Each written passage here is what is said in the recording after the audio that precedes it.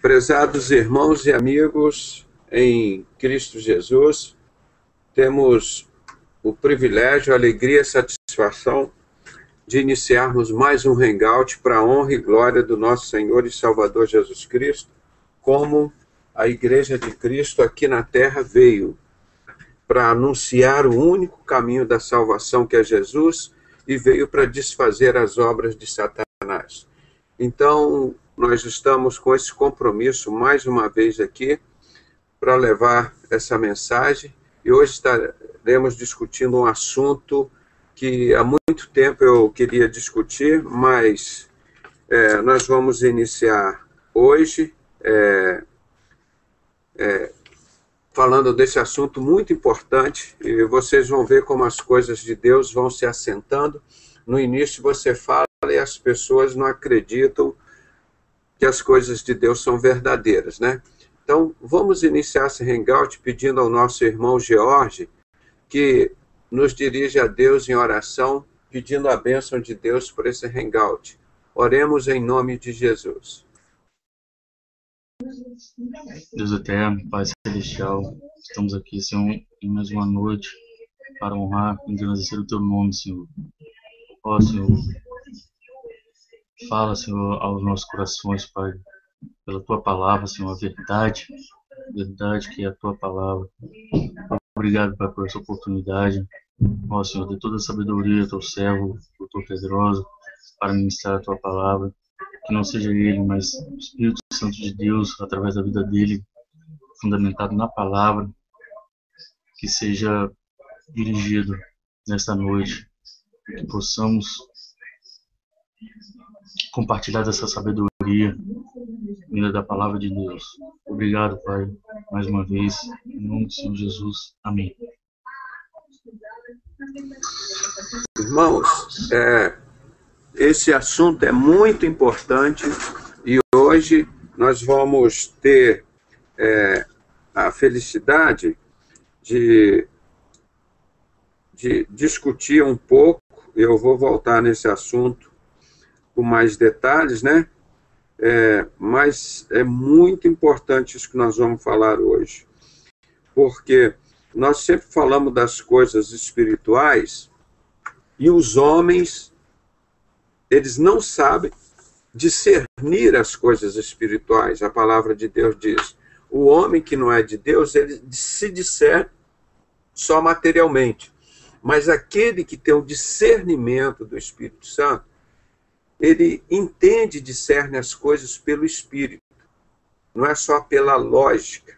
Nosso cérebro funciona pela lógica, a matemática funciona pela lógica.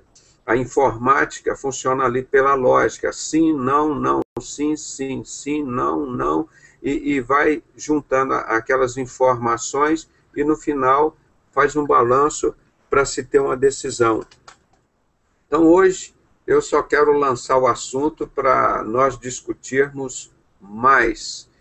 Eu queria perguntar logo para o começo só do papo, para essa introdução aqui, perguntar aos irmãos: quem é que decide por você? A decisão que você toma. Vamos começar aqui com o nosso irmão George. George, te peguei agora, hein? Vamos lá. Quem é que decide por você? Assim, vou tentar definir em poucas palavras, que eu não sou muito bom. Como é que são tomadas as decisões na sua vida? Olha, eu antigamente, porque assim, eu fui criado no Evangelho, só que eu não dava valor, sabe? Estava levando uma vida dupla. Eu queria estar ao mesmo tempo no mundo e na igreja. Mas depois houve situações, né, que, por permissão de Deus, graças a Deus, estou firme agora. E eu aprendi a deixar Deus decidir a minha vida, assim, por mais penoso que seja, a minha, assim, deixei minha vontade em segundo lugar, porque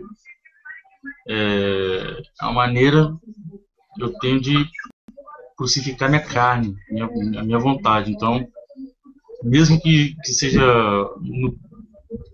a princípio ruim para mim, que a minha carne ela sempre vai querer coisa contrária do espírito. Então, eu tenho aprendido a consultar a Deus para ele decidir o melhor para minha vida. E é isso.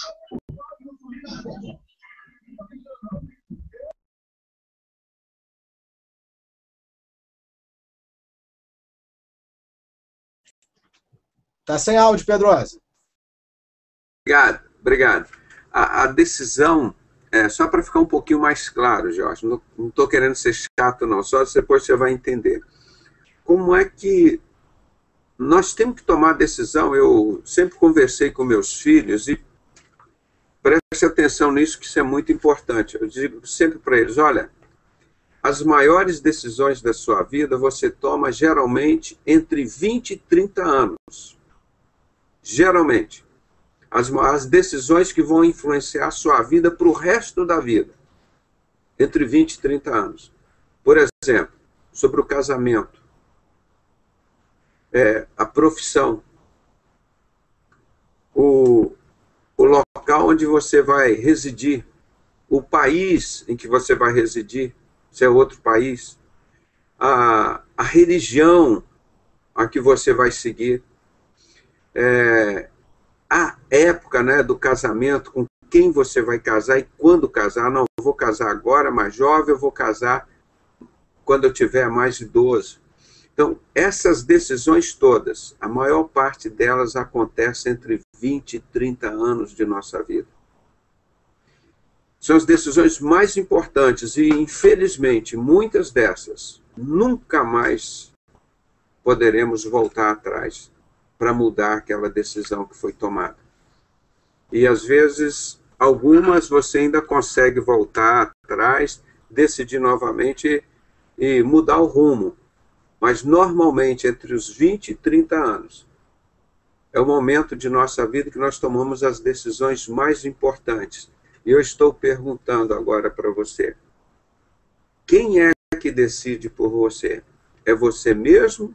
É o seu pai, a sua mãe, um parente, um amigo, ou que você vê na mídia, ou Deus interfere nisso ou não? Como é que é?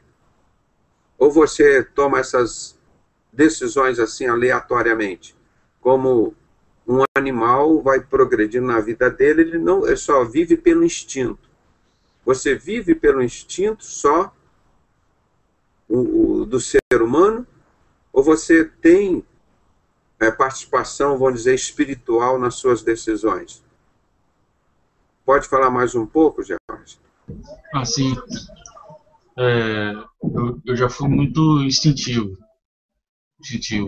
Agora que eu tô na casa dos 30, eu já, assim, raciocino bem, assim, com mais maturidade, porque, querendo ou não, tudo que é fruto de uma decisão é uma consequência, né? O fruto da decisão é uma consequência, seja ela boa ou ruim. Então, antigamente eu era mais emocional. E mesmo assim, não, eu vou fazer isso. Nem pensava muito.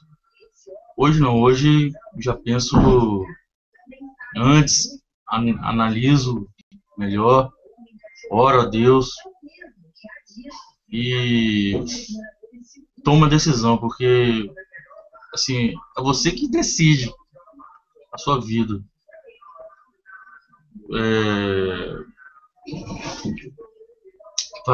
Para isso, Deus deu livre-arbítrio, né, para o homem. Então, as consequências, boas ou não, é culpa minha, vai ser culpa minha, porque eu sou livre, né, para tomar minhas decisões. Acho que é isso, não sei se eu pude fazer entender.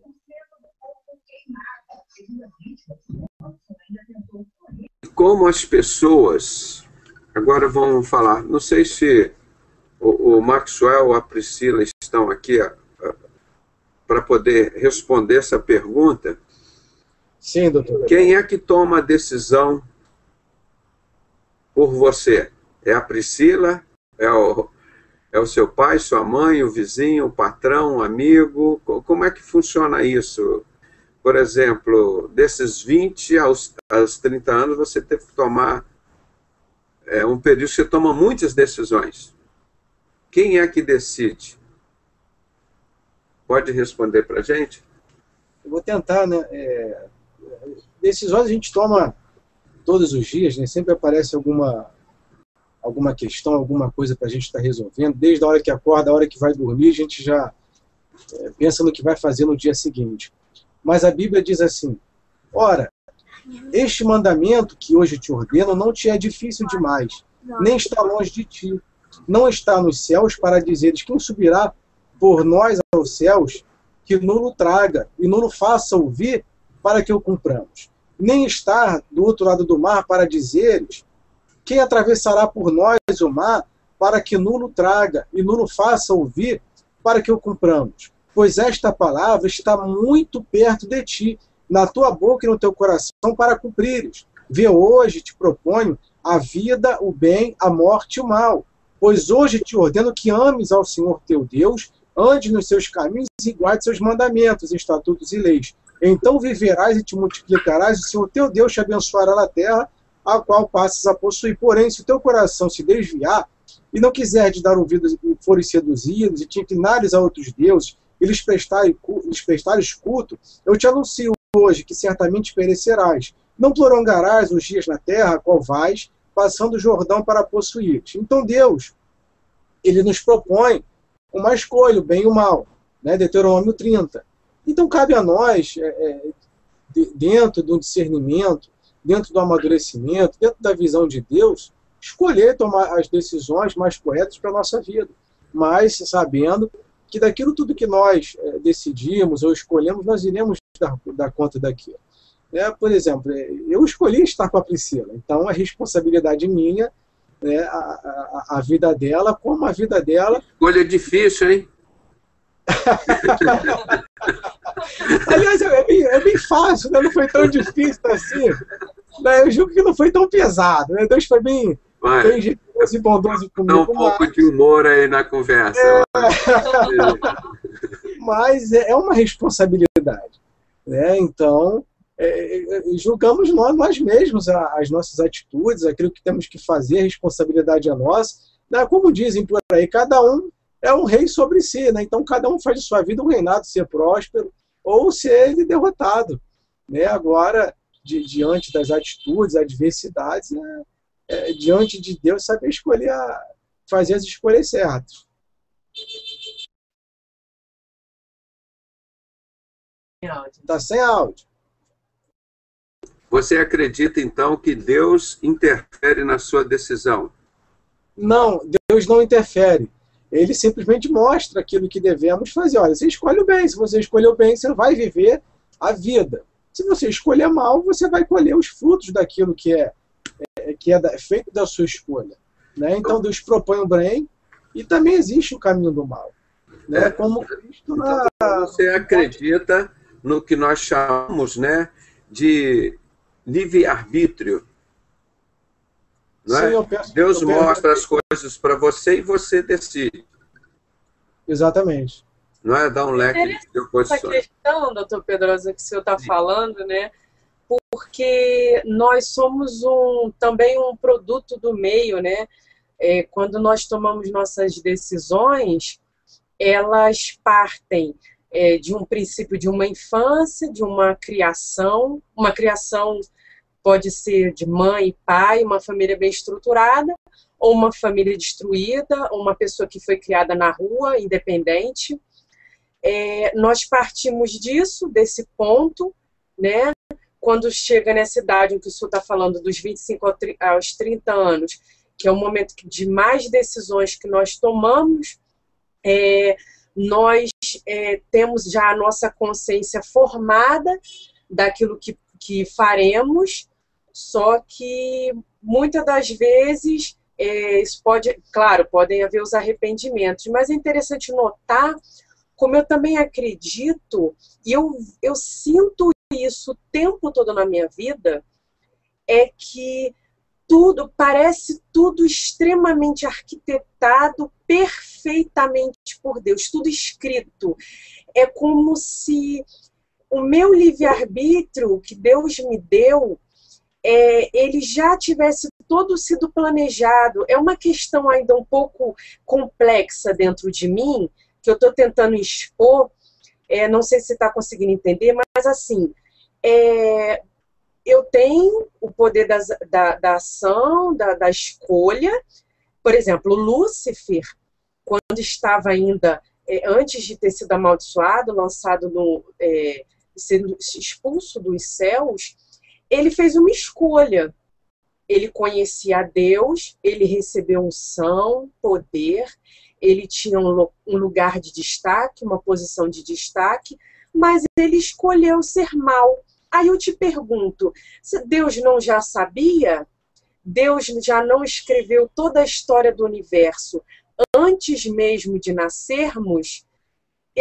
Tudo que acontece assim na minha vida, eu percebo que tem sido escrita por Deus e nada acontece por acaso. Então eu acredito muito no controle total de todas as coisas por Deus. Deus tem um total controle sobre todas as coisas. É incrível essas coisas, né?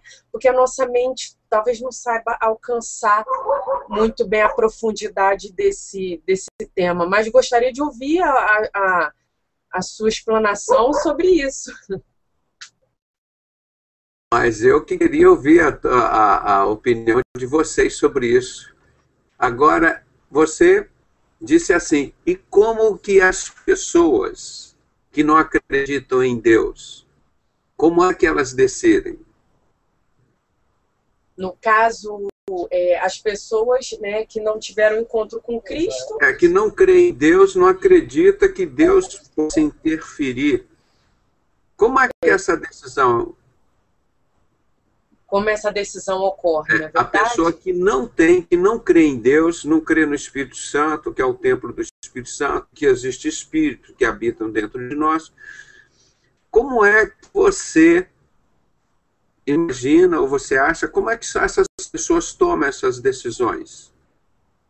É interessante essa sua pergunta, porque, como eu falei, nós somos um produto, né, daquele meio, nós somos um somatório de coisas. Por exemplo, quando eu vou tomar uma decisão, eu sempre me pergunto, assim, claro, a gente tem uma criação, tem uma formação, tem um equilíbrio familiar, tem uma estrutura e tudo mais. No meu caso, eu pensaria como a minha mãe, a minha avó agiria, porque elas foram exemplos de vida, e eu sempre penso em Deus. No caso, vamos supor uma pessoa que tenha sido criada na rua, ela não teve família, não teve estrutura basilar nenhuma e não crê em Deus. Sinceramente, é uma pergunta bem interessante, porque mesmo tendo isso tudo acontecido, Deus já escreveu a história dessa pessoa, ela já está toda completamente determinada. Eu acredito muito nisso. Não acredito na predestinação. Isso que eu quero deixar claro. Eu acredito que todas as coisas estão no controle de Deus. Mas essa pessoa, eu vou até falar no sentido espiritual. Nós, quando recebemos a Cristo, pela palavra de Deus, nós somos considerados como vivos. E as pessoas que são ímpias são consideradas como mortos. É interessante notar isso. É como se mortos tomassem decisão. Eles só se tornassem vivos quando recebessem a luz de Cristo. Então, como um morto pode, um morto espiritualmente pode tomar uma decisão? Pelos próprios impulsos, pelas próprias emoções, sem ter, ela vai sofrer as consequências de tudo aquilo que ela praticar, não é verdade?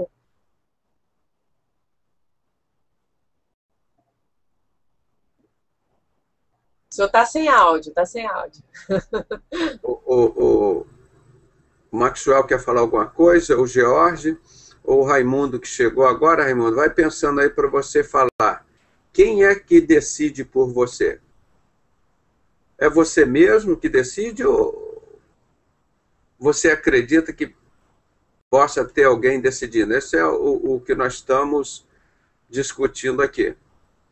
Se ninguém mais quiser falar, eu vou começar a entrar no assunto. Eu só gostaria de dar uma ressalva.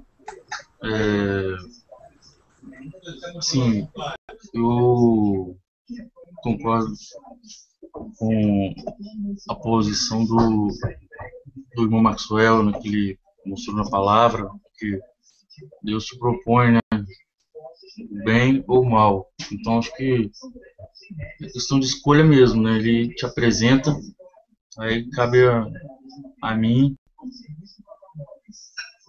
querer ou não. Porque eu também, assim, compartilho da irmã Priscila que Deus tem algo já traçado pra gente. Só que é uma questão de escolha, né?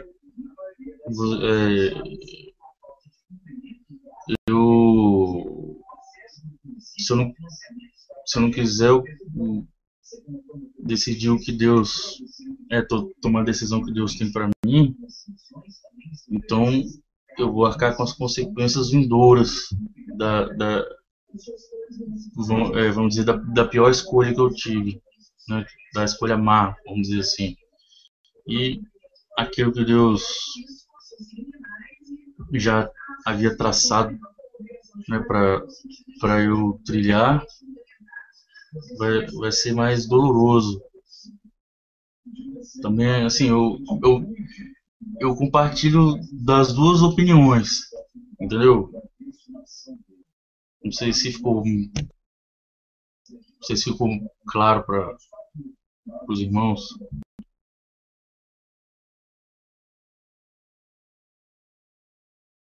Bom, nós vamos chegar ao assunto. Eu vou dar uma passada agora. Por que dessa pergunta mal intencionada que eu fiz para vocês?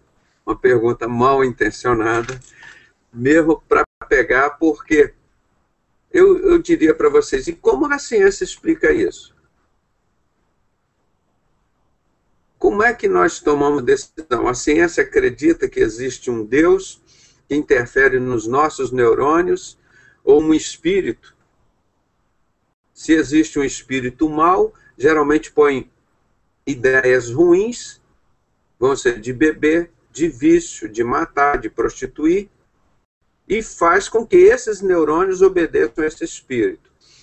E nós, como templo do Espírito Santo, o Espírito Santo diz assim, olha, Jesus nunca mandou matar, você é discípulo de Jesus, você não pode matar, não pode concordar com a morte.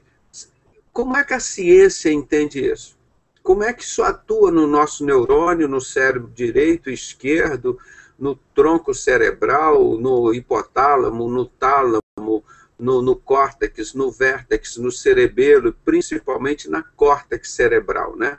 Que é a nossa consciência. Pedrosa, interessante isso que o senhor está falando, só um instantinho, assim, só um breve comentário. Eu estava até conversando com o Marcos essa semana que eu tinha o meu a próxima palestra dessa, uma mensagem aqui no Sinceros, seria a respeito justamente da psicopatia. E eu sou completamente contra esse termo, essa classificação, essa categorização, tá? E justamente eu ia comentar um pouco sobre isso, que realmente é interessante se eu estar falando uma coisa a qual eu ia até entrar nesse assunto, porque o que acontece? Sigmund Freud, foi aquele que criou esses termos, né, na psiquiatria, na psicanálise, e até hoje ele tem sido uma literatura muito importante nesse meio médico com relação a isso. Interessante notar que esses psicopatas, eles agem, os chamados, eu não gosto de chamar de psicopata, hoje que eu conheço a Bíblia, eu não os chamo mais assim, eu chamo de não libertos, né? Então, assim, eles agem, matam, torturam, cometem crimes, e é interessante notar que é pela ação realmente demoníaca. E quando os estudiosos vão lá fazer a ressonância, fazer aqueles testes todos neurológicos, bem específicos mesmo, eles conseguem verificar a frieza de sentimento desses homens. Que o senhor está falando a respeito do córtex, de todo esse sistema, né, nervoso central. Então, o que acontece? Eu creio realmente nessa ação demoníaca, porque a pessoa, como eu falei, é um produto do meio, né, e a pessoa não liberta, ela é influenciada, sim, por demônios, ela fica completamente à mercê de Satanás, ela fica vulnerável. Então, realmente, o demônio, quando ele quer agir contra uma outra vida, ele usa uma que esteja longe dos caminhos de Deus, que não seja uma pessoa liberta. Por isso que eu sou muito contra esse termo psicopatia, depois, uma outra oportunidade, eu falo. Porque a Bíblia fala que no final dos tempos existiriam homens avarentos, presunçosos, frios, desobedientes de pai e mãe, e toda aquela descrição. Engraçado que toda aquela descrição é a mesma de psicopatia. E a psicopatia, a psicanálise e a psiquiatria, claro, elas não têm a Bíblia como base, orientação de estudos, não é verdade? E a Bíblia já orientava que no final dos tempos haveriam cada vez mais homens assim. Inclusive fala, afasta-se destes. Então, eu acredito sim nisso que o senhor está falando. Existe até um certo ponto a ação humana, e eu acredito que alguns tipos de crueldade, de frieza, de manipulação é por ação demoníaca, sim. Isso. Vamos, mais uma opinião. Mais alguém quer falar? Transferir mais uma opinião sobre isso? Quem é que decide as nossas decisões? Somos nós mesmos? Isso é uma decisão física? É uma decisão espiritual? Ou uma coisa não tem a ver com a outra? Eu estou trazendo um assunto muito polêmico, porque as pessoas têm medo, e no nosso site que nós botamos assunto polêmico mesmo para botar a gente para raciocinar. Nós, nesse raciocínio, nós erramos, nós acertamos, e vamos procurar cada um trabalhar os seus neurônios para que as suas decisões sejam as mais corretas possíveis. Porque se você não tem... Uma criança, por exemplo, ela tem capacidade de decidir sobre a vida dela. Eu vou tomar a vacina ou não vou? Eu vou ficar com meu pai ou com a minha mãe? Às vezes os pais separam a criança de 3, 4, 5 anos. Como é que fica a cabecinha dela? Aí eu pergunto, quem é que decide?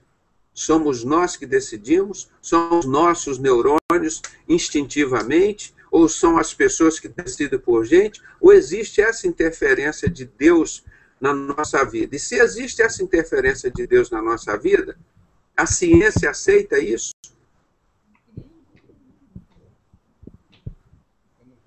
É uma coisa muito bonita esse estudo. Eu espero só hoje estar mostrando a introdução.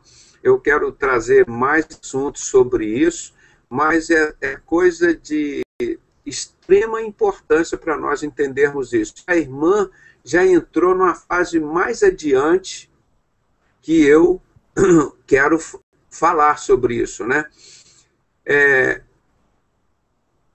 O que é psicopatia? O que é uma doença espiritual? Tudo é a mesma coisa ou são coisas diferentes? Então vão lendo, vão estudando aí, irmão, que nos próximos hangouts nós vamos começar a colocar isso para nós discutirmos, não é? E são coisas de extrema importância na nossa vida. E aí eu volto a dizer, aqui nós estamos falando, tem uma médica aqui também, a doutora Denise, né? Como é que isso fica diante da ciência? A ciência é só 2 mais 2 é 4 e está resolvido ali, tem um cérebro direito, esquerdo, cerebelo, tronco cerebral, as amígdalas, o corpo caloso, os ventrículos no cérebro. Como é que fica isso? Ali é só a parte que decide, e a parte espiritual existe? Ou é só a parte intelectual? Como é que nós decidimos? Se eu abandonar a Deus e dizer assim, olha, não creio mais em Deus, não acredito mais em Deus, eu vou continuar decidindo sozinho? Existe ou não existe o livre-arbítrio? Que a gente sempre fala, olha, o que o Maxwell falou aqui no início, Deus nos deu livre-arbítrio, olha, ele te mostra essas coisas aqui, agora você decide, está certo ou está errado. E como Deus, o assunto é muito complexo, irmão, e como Deus vai nos julgar? Se você, por exemplo, tem uma deficiência mental, eu não estou dizendo já uma psicopatia, é uma doença hereditária, por exemplo, uma síndrome de Down. Como é que Deus vai julgar essa pessoa? Ela tem discernimento de tudo, ela tem capacidade para decidir tudo na vida dela? É muito fácil nós falarmos em decidir. Não, eu falei, dos 20 aos 30 anos, é o período mais importante da nossa vida quanto à decisão. São decisões que nós vamos tomar e vai marcar a nossa vida para sempre.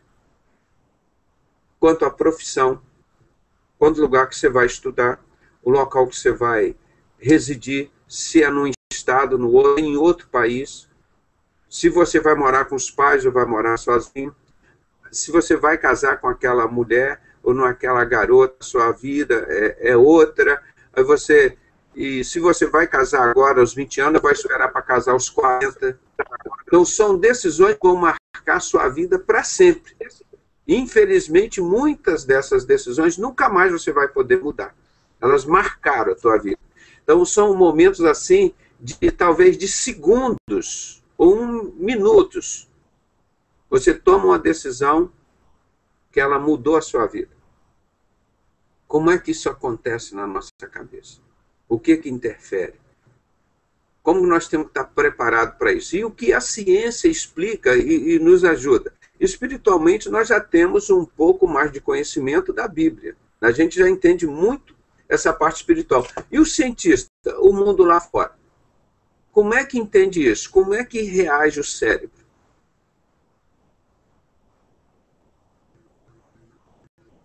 Eles creem que você decide só mecanicamente?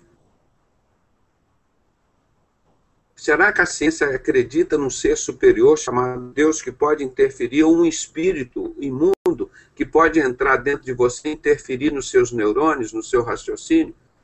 Será que eles acreditam nisso?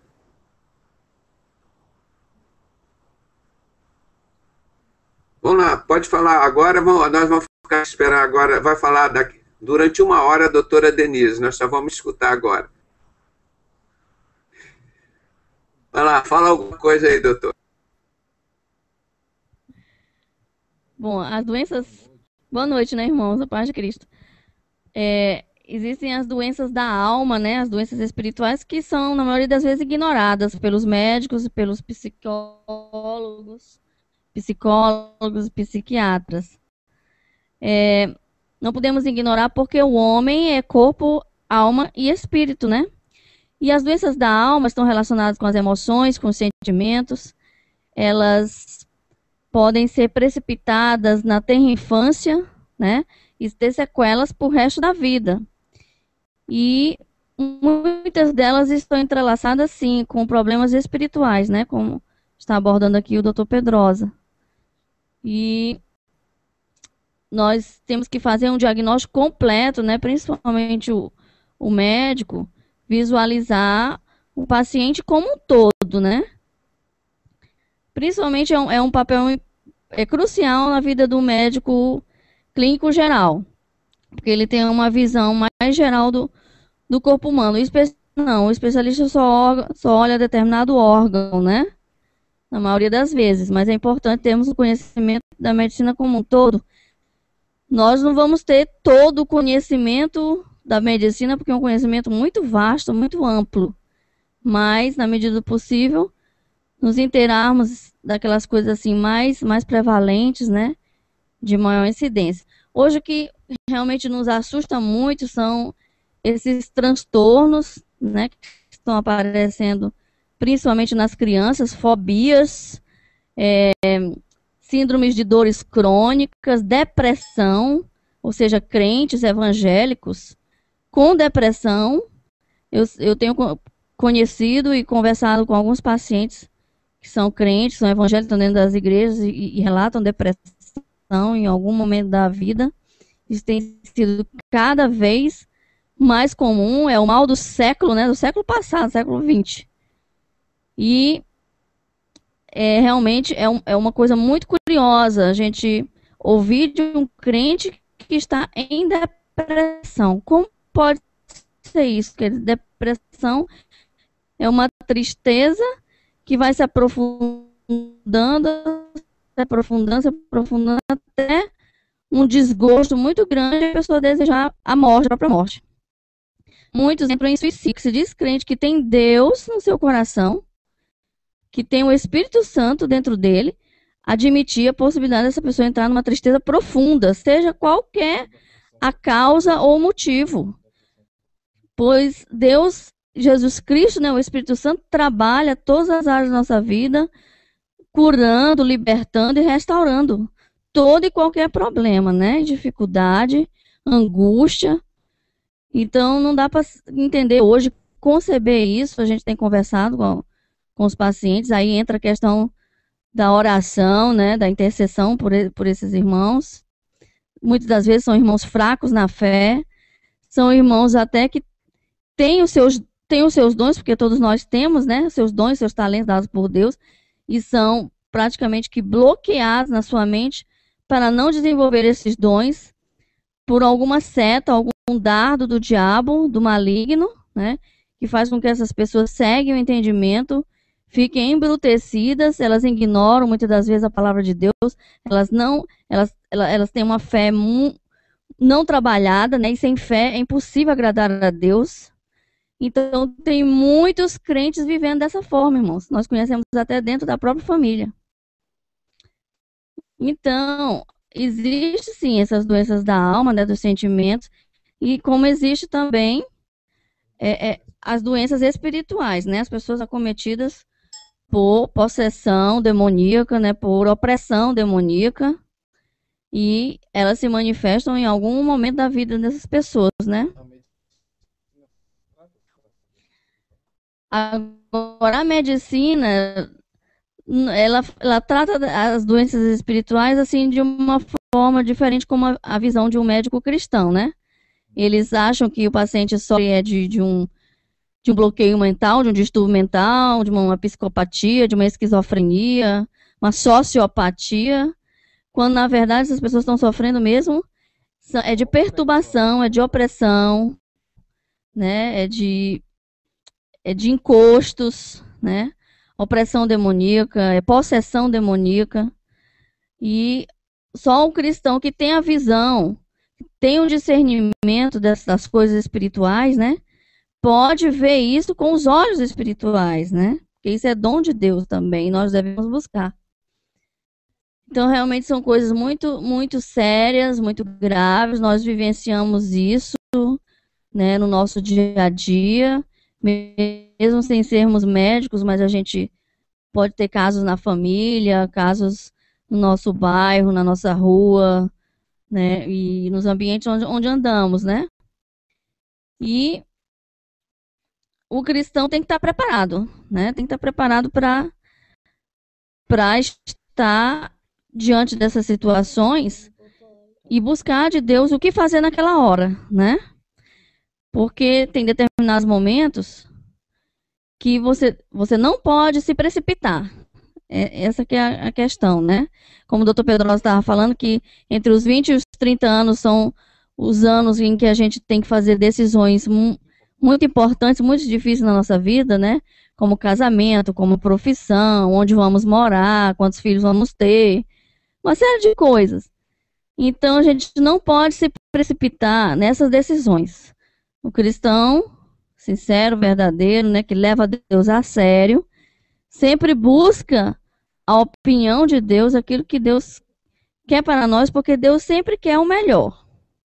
Se nós nos precipitarmos, nos afobarmos, não, eu quero desse jeito, dessa forma, aí nós incorremos num grave erro, né, de realmente quebrarmos a cara, vamos dizer assim, lá na frente.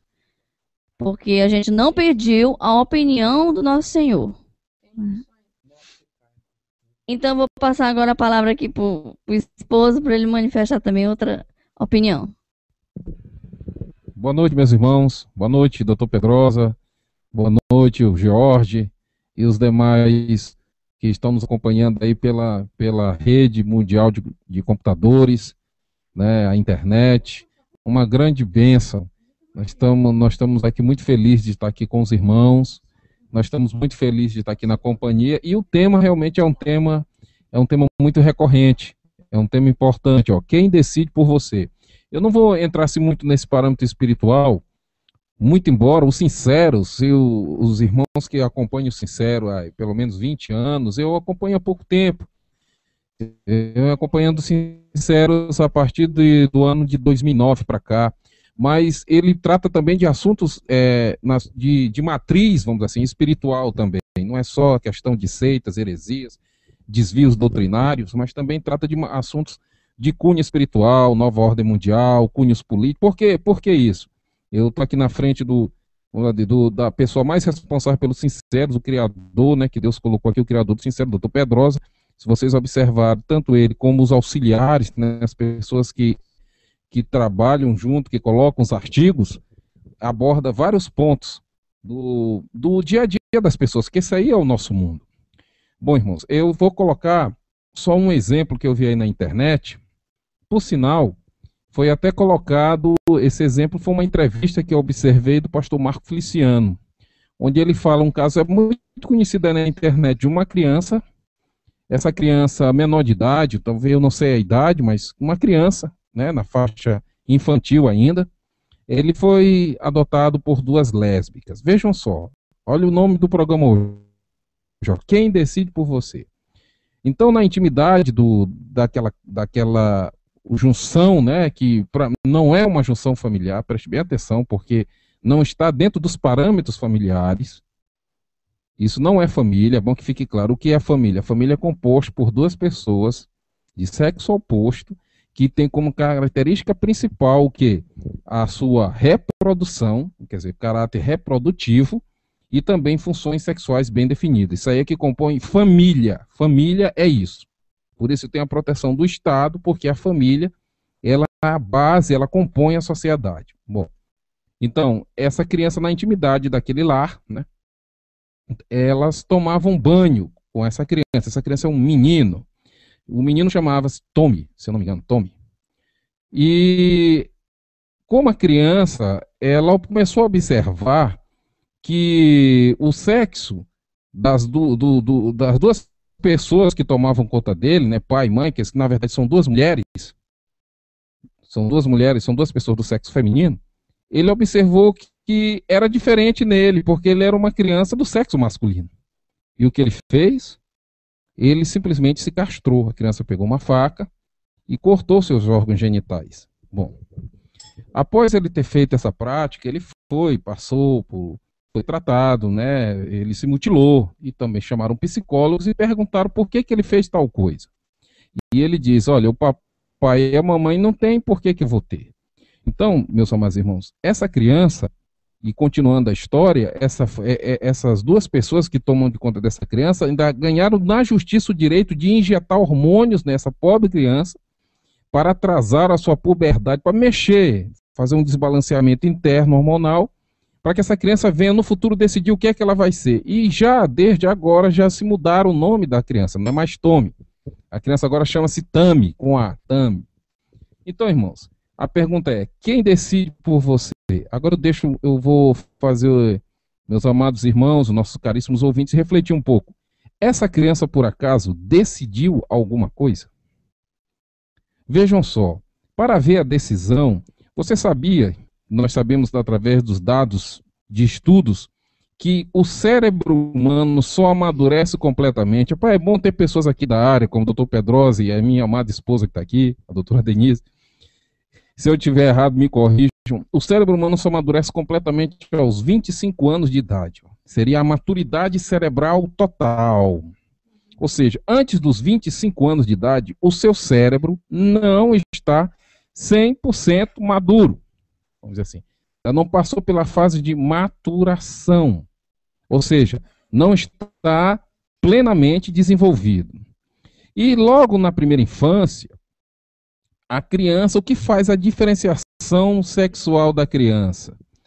Pelo que eu estudei, apesar de eu ter feito um curso de engenharia, mas também fiz a parte pedagógica, eu fiquei licenciado em física, matemática e em química, então nós tivemos as matérias pedagógicas, mas nas áreas de psicologia foi ensinado isso, eu me lembro. Os professores ensinaram aquelas disciplinas que a criança faz uma diferenciação sexual através dos pais. Ou seja, quando ele é um menino, ele se identifica com o grupo masculino porque ele tem a figura paterna, ou o pai, ou alguém que fique no lugar do pai, mas alguém do sexo masculino, para que ele se identifique, que ele, eu faço parte do grupo masculino. Se for menina, a mesma coisa, ela faz a diferenciação sexual através da figura materna, ou alguém que ocupe o lugar da figura materna. Geralmente, realmente, até os dias de hoje, quem ocupa mesmo essa figura é a mãe. Aí ela se identifica com o grupo feminino. E observe o seguinte, aí aparecem as duas, que eles chamam os dois complexos, complexo de Édipo e complexo de Electra. Porque nesse primeiro momento, se for menino, como o menino, ele tem como base o pai, então, e o pai gosta da mãe, então ele vai, através do complexo de Édipo, ele vai começar a gostar da mãe, a se vestir com roupas do pai, porque ele está se identificando com o grupo do masculino.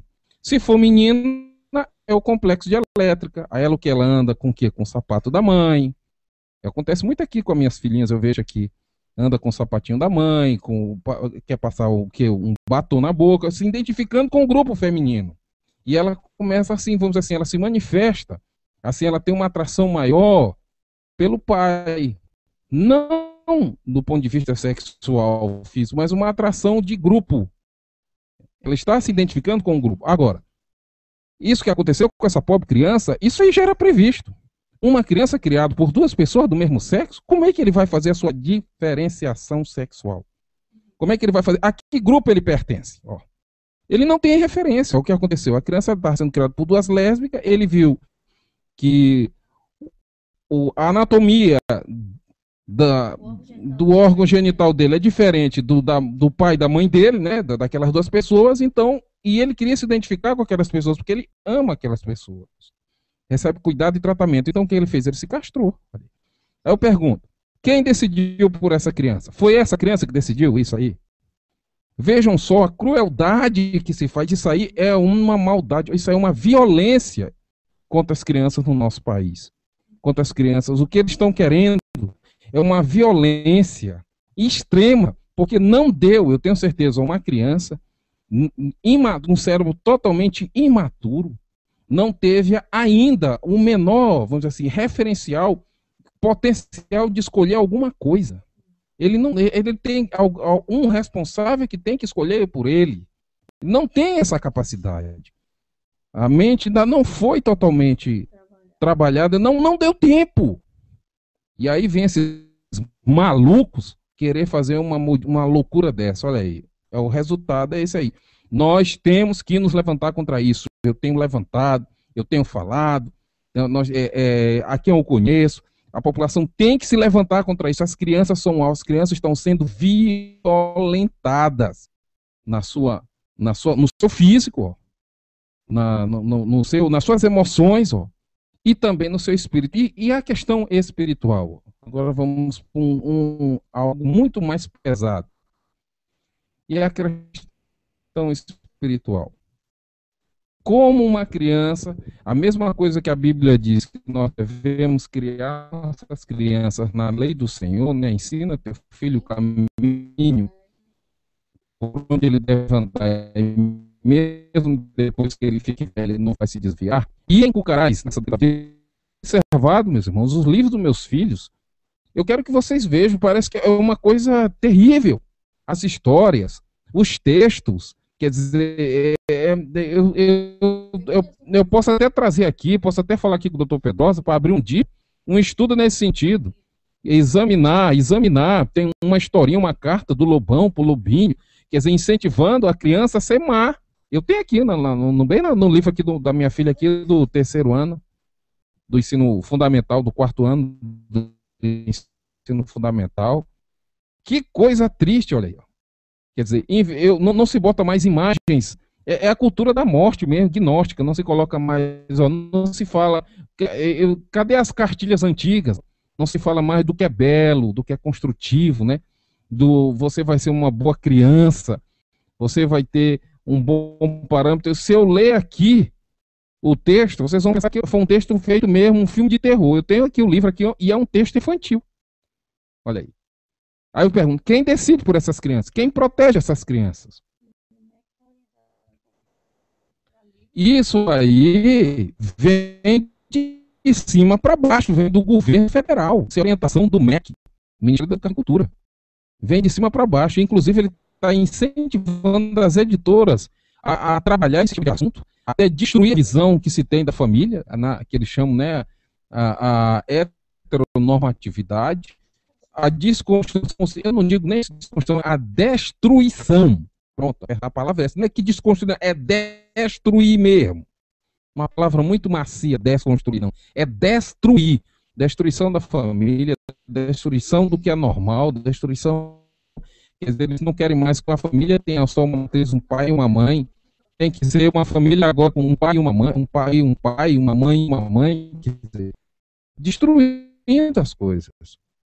Então, meus irmãos, a coisa está muito séria. É um tema muito discutido, apesar de não estarmos assim à altura, né, de poder debater, mas nós temos muita informação. Outra coisa que está ocorrendo nas escolas hoje não é mais doutrinação das crianças, é imposição mesmo, goela abaixo de toda essa porcalhada que eles estão elaborando aí. Ó. Nossos filhos são vítimas disso, ó, dentro do colégio.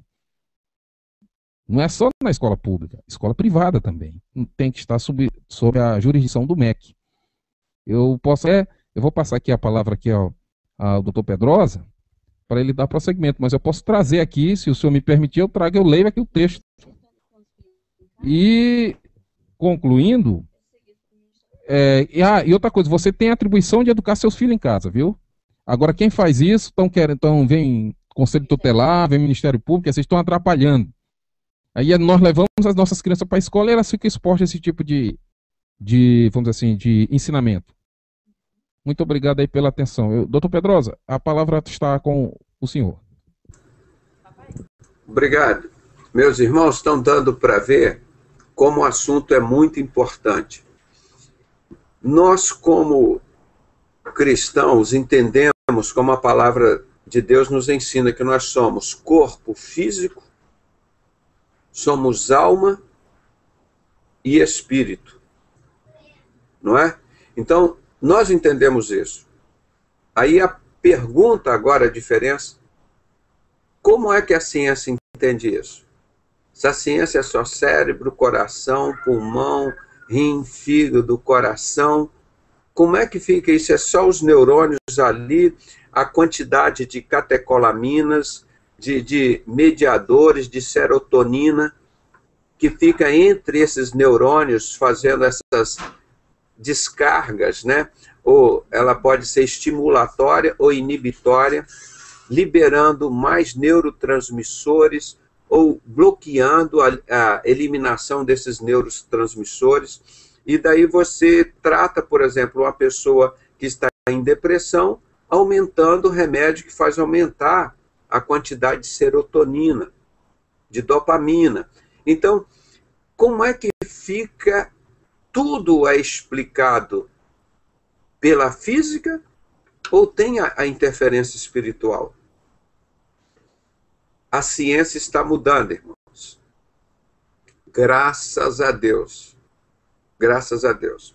Eu vou mostrar um artigo aqui para vocês, recente, da revista Galileu. Eu compro revista de todos os tipos para eu ler, para saber as ideias não somente as que são a meu favor ou as que são contrárias, né? Para a gente saber discutir, porque é assim que nós vamos aprendendo. E eu vou mostrar para vocês aqui de uma revista que eu até recomendo os irmãos comprarem. Está na banca de jornal aí, a Galileu. E vem alguns artigos bons, algumas coisas nós temos que filtrar, né? Que essa é uma revista mais do lado científico. E me surpreendeu com esse artigo. Você não decide. A ciência está mostrando agora que você não decide. Nós estamos discutindo aqui um montão de coisas. Quem é que decide se eu vou casar, se eu não vou casar, se eu vou comprar um carro ou não, se eu vou comprar uma moto, ou se eu vou estudar medicina, engenharia, ou professor? E agora a ciência está dizendo que a gente não decide nada. Como é que fica isso, meu irmão? A ciência está dizendo, você não decide. Então, vamos pegar agora pelo lado espiritual, que inclusive não é mencionado ou tratado aqui, que a gente vai entender. Porque eles fizeram, deixa eu mostrar aqui, deixa eu ver se tem uma imagem aqui que eu preparei e mostrei aqui, um cérebro para os irmãos verem. Deixa eu ver, não é isso aqui, está aqui. Não sei. Eu tenho imagens melhores, né? Mas essa aqui não é muito boa não, mas acho que dá para mostrar assim, um cérebro bem simples. Deixa eu compartilhar aqui só uma imagem com vocês. Hoje nós só estamos introduzindo esse assunto, que eu pretendo nos aprofundarmos mais nesse assunto. Vocês estão vendo aqui, já está aparecendo a tela, é um desenho meio grosseiro do cérebro, né? Já está dando para os irmãos verem aí? Está dando para ver o cérebro aí? Isso, então vou mostrar aqui uma parte disso aqui. Então, aqui nós vamos mostrar uma anatomia muito grosseira, né? Aqui o cérebro, essa parte superior, e aqui embaixo o cerebelo. O cerebelo está mais ligado aos movimentos do corpo. Não vamos entrar em detalhes, tá? O cérebro tem a substância cinzenta, né? E a substância branca. Nós vamos falar aqui um pouquinho dessa parte cortical do cérebro, que ele tem o cérebro direito e esquerdo, e eles funcionam diferentemente. Eles não têm a mesma função para o lado direito e a mesma função para o lado esquerdo. Dá a impressão que o cérebro esquerdo faz as mesmas coisas do cérebro direito. Essa é a primeira coisa que os irmãos devem entender. Eles agem diferentemente. Eles têm o cérebro esquerdo, apesar de ser um cérebro só, mas comporta como dois cérebros. Ele tem as atividades do cérebro direito que são diferentes do cérebro esquerdo. Então, o cérebro direito e o cérebro esquerdo, eles são unidos bem na parte central deles. Aqui nós estamos vendo um cérebro cortado assim ao meio, né? Vamos dizer que esse seria o cérebro da direita. O cérebro da esquerda, ele foi arrancado aqui em minha direção. Então, aqui, o meio que conecta o cérebro direito com o esquerdo é chamado isso aqui, esse corpo caloso. Esse corpo caloso ele é formado de fibras nervosas, como se fossem fios elétricos, que transmitem informações de um cérebro para o outro. Tá? Então, o cérebro direito entra em contato com o cérebro esquerdo, esse corpo caloso. E o cientista dessa revista, ele faz uma experiência que não é muito complicada, mas uma experiência até simples. Ele corta o corpo caloso e separa os dois cérebros em animais, o cérebro esquerdo e o direito. Como é que eles interpretam isso? Então nós vamos ver que o cérebro direito, ele é o mais importante do nosso corpo. Ele é o mais importante. Vamos dizer, a maior parte do nosso raciocínio, a parte da visão, da interpretação das coisas, da fala, de tudo isso está mais no cérebro direito. E o cérebro esquerdo ele tem outras atividades menores. A parte motora, que controla aqui também do cérebro, assim como o cerebelo tem a parte motora, o cérebro tem o controle motor, a parte da consciência dos movimentos, você quer mexer o braço, a perna, né? Então, o cérebro existe cada parte específica para determinadas coisas. Então, aqui nós vemos o corpo caloso, esse amarelo aqui, ó, que é a forma de união entre um cérebro direito e o esquerdo. Aqui eu vou mostrar as amígdalas. Por exemplo, nesse local aqui estão relacionadas as emoções. No lobo temporal, nessa parte aqui, ó, estão relacionadas mais as convulsões. Tem pacientes que têm crises convulsivas que não respondem a tratamento clínico com anticonvulsivante, que você tem que fazer uma cirurgia e retirar o lobo temporal, uma lobectomia. Eu estou falando assim de uma forma bem grosseira, não estou entrando em detalhes. Para os irmãos saberem que nós temos áreas. O cérebro direito, ele coordena a parte motora do nosso corpo esquerdo. E o cérebro esquerdo coordena a nossa parte motora do lado direito. Porque quando chega no tronco cerebral, essas fibras, elas cruzam aqui de um lado para o outro e chama-se decussação das pirâmides. Então, o cérebro direito coordena o esquerdo o direito. Então, isso eu falei aqui uma coisa assim, bem elementar para os irmãos, para vocês saberem que tem áreas específicas para determinadas coisas. Por exemplo, essa área aqui, o calcarínea, essa área aqui, ela está lá na parte mais posterior do cérebro, e vem um nervo que vai para o nervo óptico, passa aqui por baixo, é a área da visão, que controla a nossa visão. Ela está bem aqui atrás, ó. Às vezes a pessoa fica cega, o olho anatomicamente está normal, mas tem um tumor cerebral, ou um AVC, uma isquemia aqui nessa região aqui, que não tem nada a ver lá com o olho diretamente, e a pessoa fica cega. Então, isso daqui é para mostrar que nosso cérebro tem funções específicas. E onde está a nossa córtex cerebral é isso daqui, a parte mais superficial do cérebro. É onde que estão os corpos dos neurônios, é onde que tem a maior parte de raciocínio, a parte mais sensível do nosso corpo. E a parte mais para baixo vem os axônios, que são as extensões dos neurônios. Não é? Então, não vou me distender muito nisso aqui, que não é a intenção agora. Mas para mostrar o que esse cientista fez aqui, ele separou, cortou aqui esse corpo caloso do cérebro direito e do esquerdo. Aí vamos ver, e o que acontece agora? Você tem dois cérebros na realidade, são atividades diferentes. E como acontece quando eles não se comunicam, não trocam informações entre si? Então nós vamos ver agora um pouquinho, eu vou mostrar para os irmãos, depois nós vamos chegar onde nós queremos mostrar um pouco mais desse assunto, né? Nós não vamos encerrar esse assunto hoje, não tem como nós esgotarmos esse assunto hoje, né? Então nós vamos... só estou dando introdução para deixar os irmãos curiosos e estudando sobre isso. Então, o título da matéria aqui diz: você não está no comando. Como todos nós falamos aqui, nós achamos que nós decidimos, mas a ciência mostrou aqui que nós não decidimos. E como é que fica a coisa agora? Não é? Quem é que decide? Por isso da pergunta.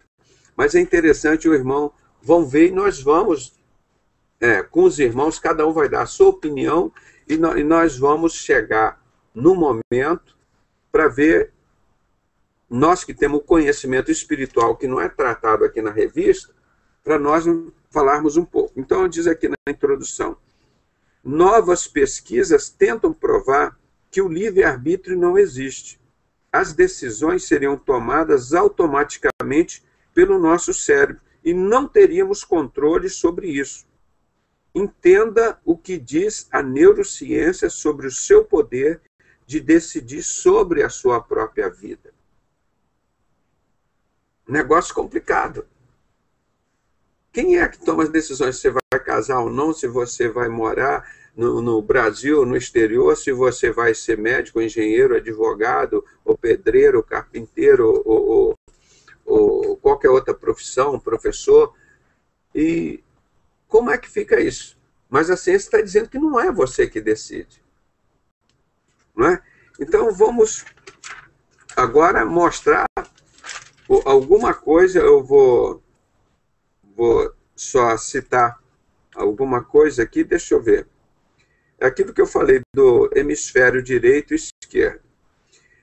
Depois de 60 anos de estudo, a principal tese de Gazzaniga é o que o lado esquerdo do nosso cérebro é um grande contador de história. O lado esquerdo é um grande contador de história. E o lado direito é o mais importante. Ele chama aqui de contador de história, o lado esquerdo. E ele significa a nossa experiência, memórias e fragmentos de informações, inclusive as nossas decisões.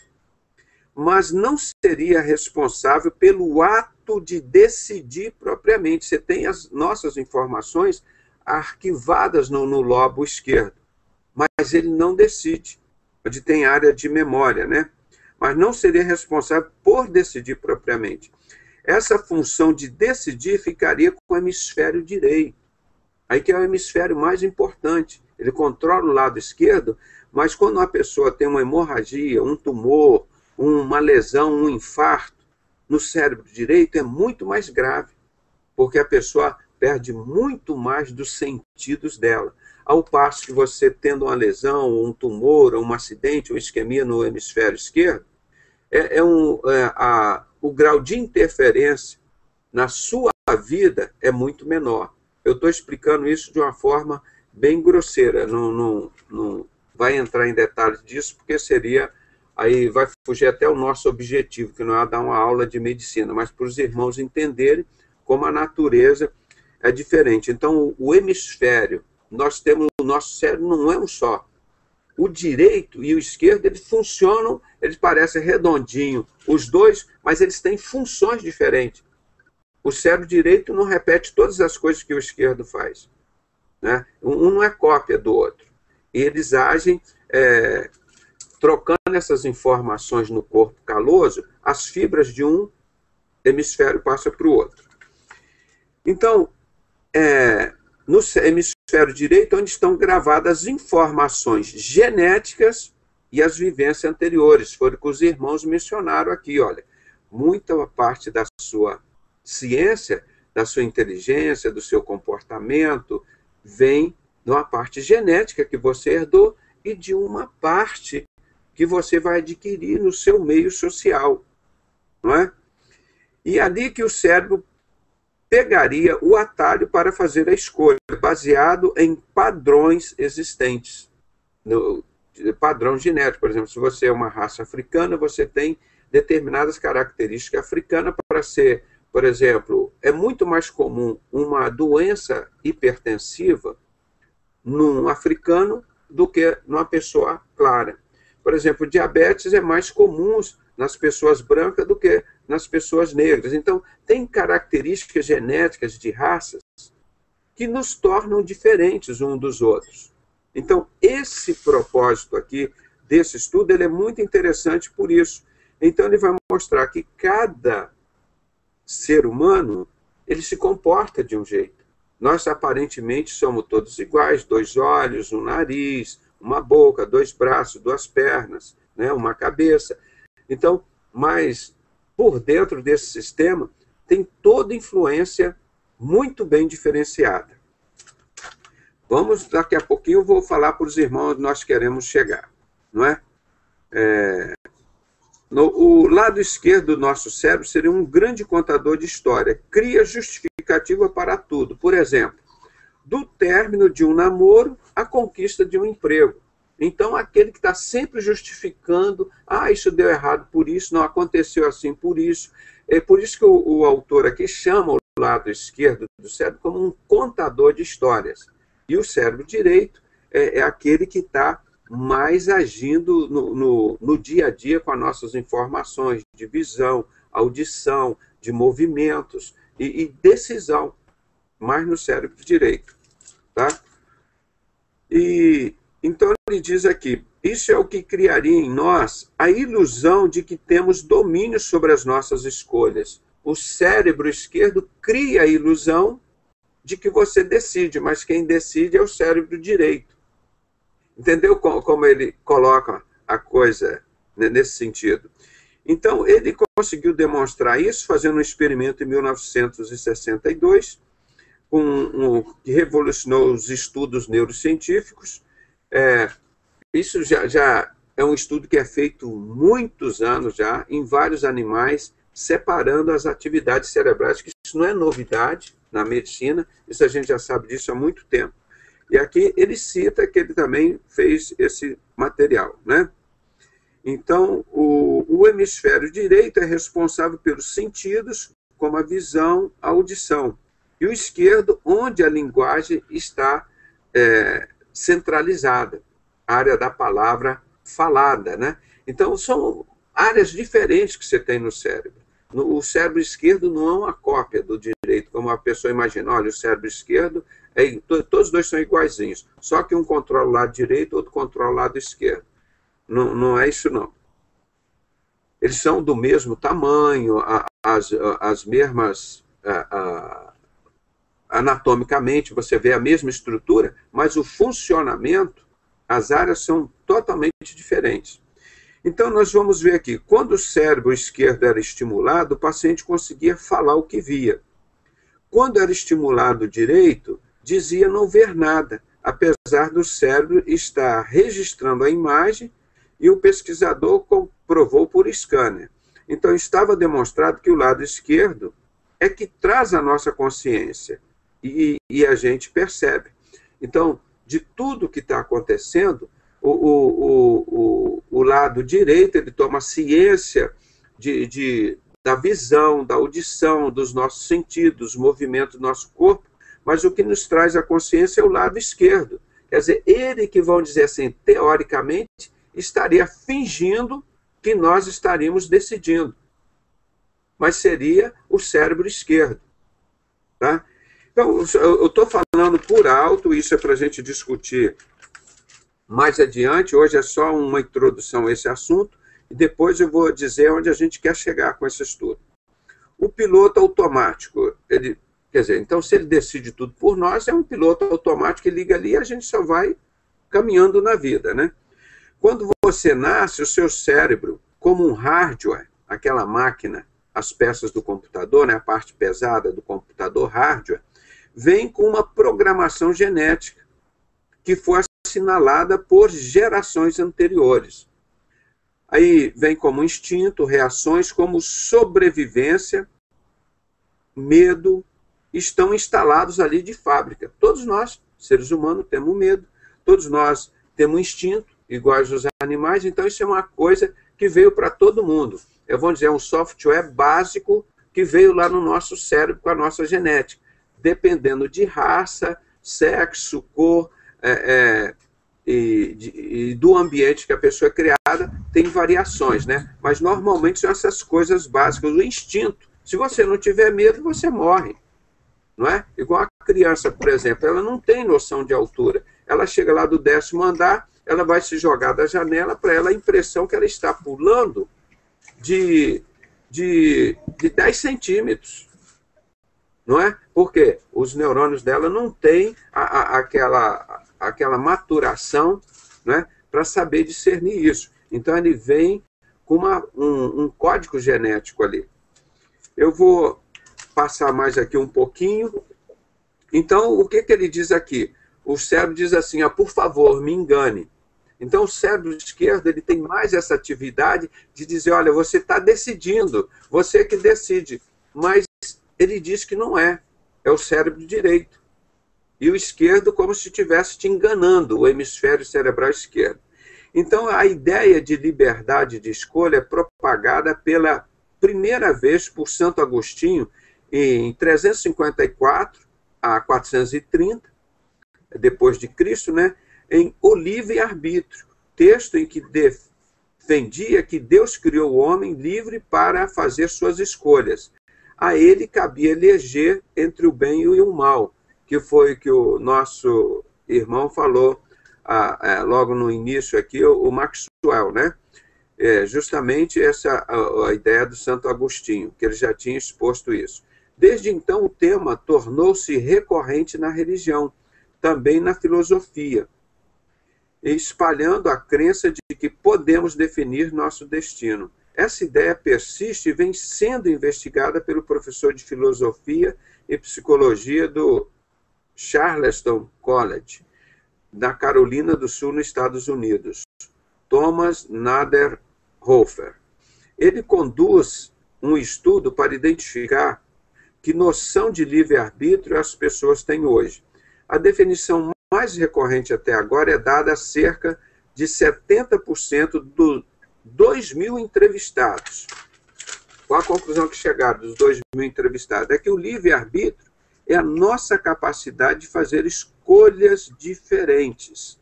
Mesmo que tudo que antecedesse as nossas decisões, por exemplo, o passado, a genética, as crenças, fossem exatamente iguais.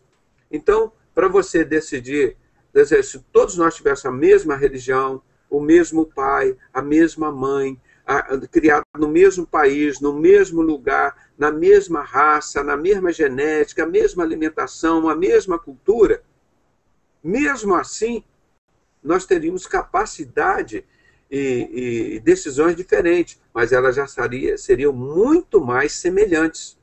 Né? Isso que ele está querendo dizer aqui. Então, mesmo que antecedesse tudo isso, fosse exatamente iguais à nossa decisão. Ou seja, o oposto do que a neurociência vem esforçando em provar. A neurociência vem tentando provar o contrário, né? Ainda que o cientista conclua por certo que não temos livre-arbítrio, acreditar nele ainda pode ser uma ilusão positiva, afirma Naderhofer. Para encerrar, que nós já estamos um pouco atrasados aqui, passar para o Maxwell, o colapso social. Vamos falar aqui, ainda que a neurociência consiga provar que o livre-arbítrio não passa de uma ilusão, ela poderia ser necessária, pois, em tese, faria as pessoas melhores. Por quê? Porque nós temos que conhecer muitas coisas para fazer as decisões melhores, né?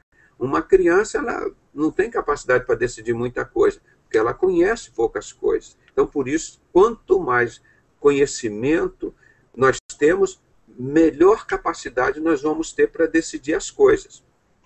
Então, aqui ele diz o seguinte aqui, ó, o fim da crença na liberdade da escolha, ou seja, diz que nós falamos o livre-arbítrio, a ciência tentando provar que nós não temos livre-arbítrio, que o cérebro decide por nós, que alguém decide por nós, ele diz aqui, o fim da crença da liberdade de escolha poderia afetar a maneira como as pessoas agem em suas vidas, mas também tem um profundo impacto na sociedade e nas leis. Quando se assume que as escolhas são guiadas pela genética e experiências pessoais, como definir, por exemplo, a pena de um criminoso. O cara, eu matei, mas não foi eu que decidi. Veio alguém aqui no meu cérebro e disse, ó, mata. Aí eu fui lá e matei a pessoa. Como é que eu posso ser responsabilizado por isso?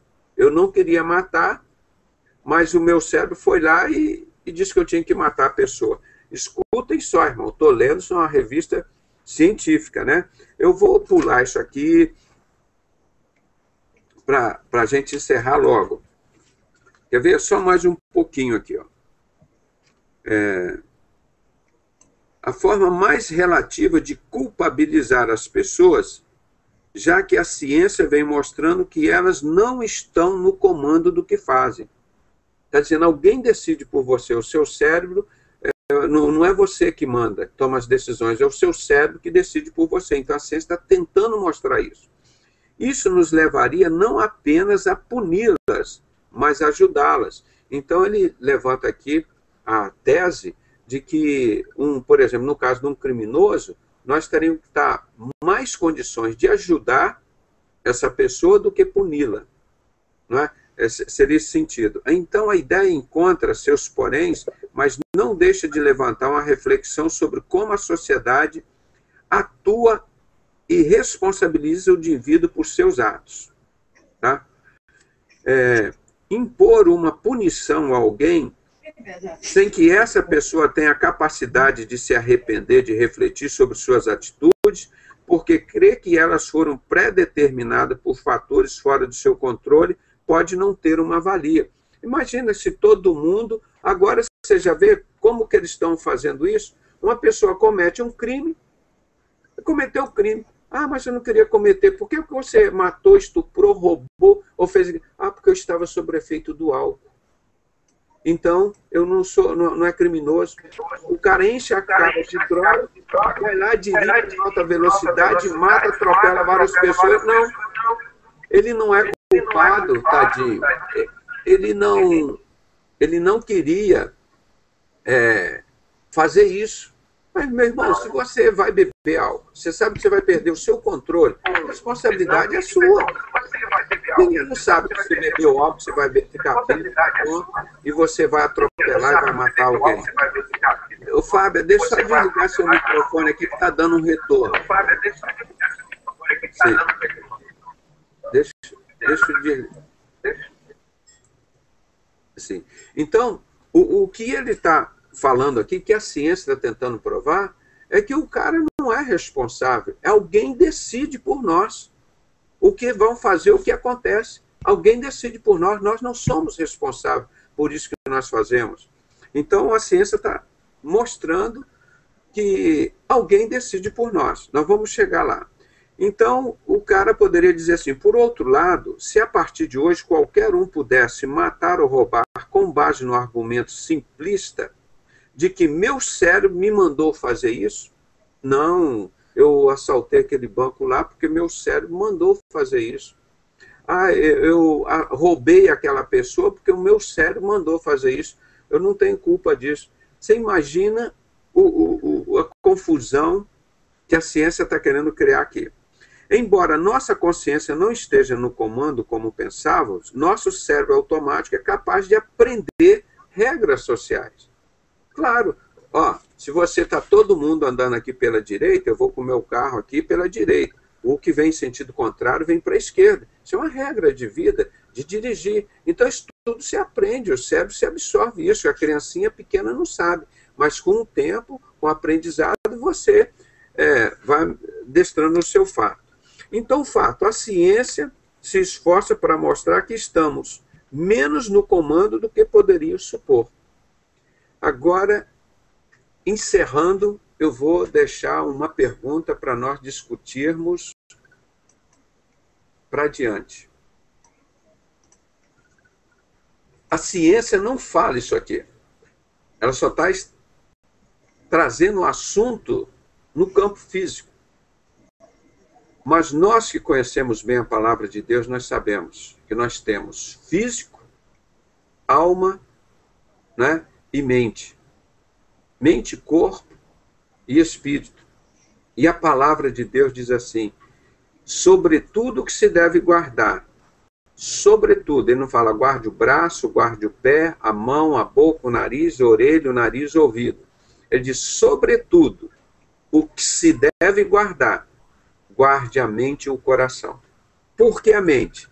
A mente é onde vem, vamos falar agora na área que a revista não trata, que é o nosso assunto aqui, que a gente vai discutir no próximo estudo, é a área espiritual.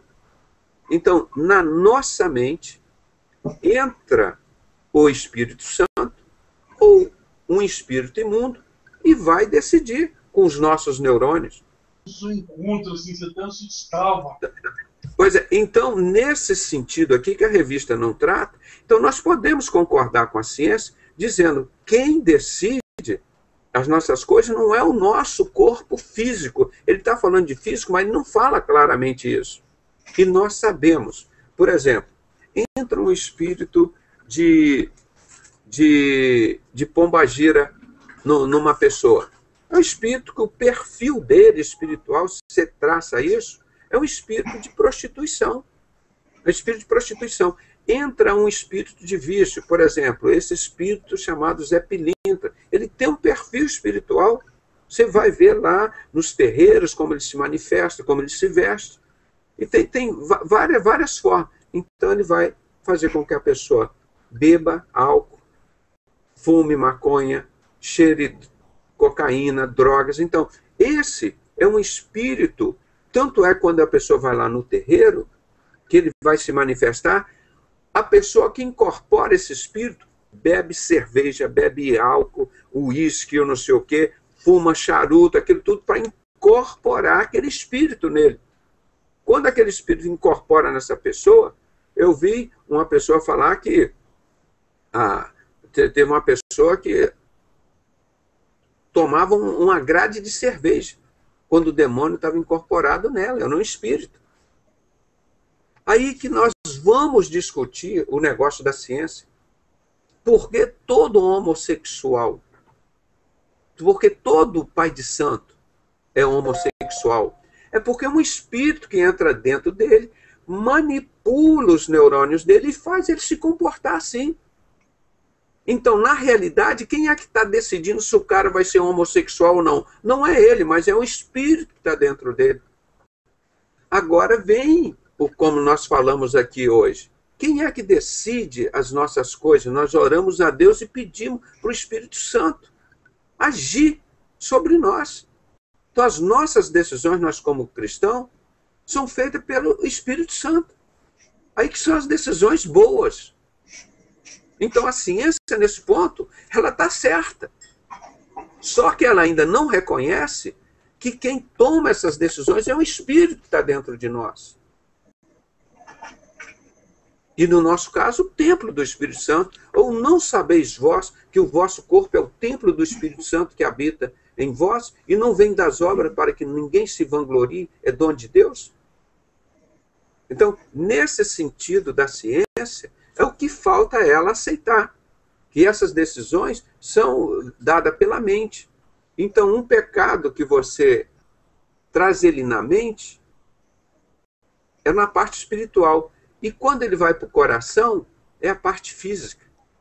A pessoa, antes de matar uma pessoa, ele já pensa antes. Está lá no pensamento. Está ali com um pensamento mal na cabeça. Aí depois esse pensamento mal, e concretizado, ou seja, ele foi para o coração. Aí o coração dele determina fazer aquela coisa má.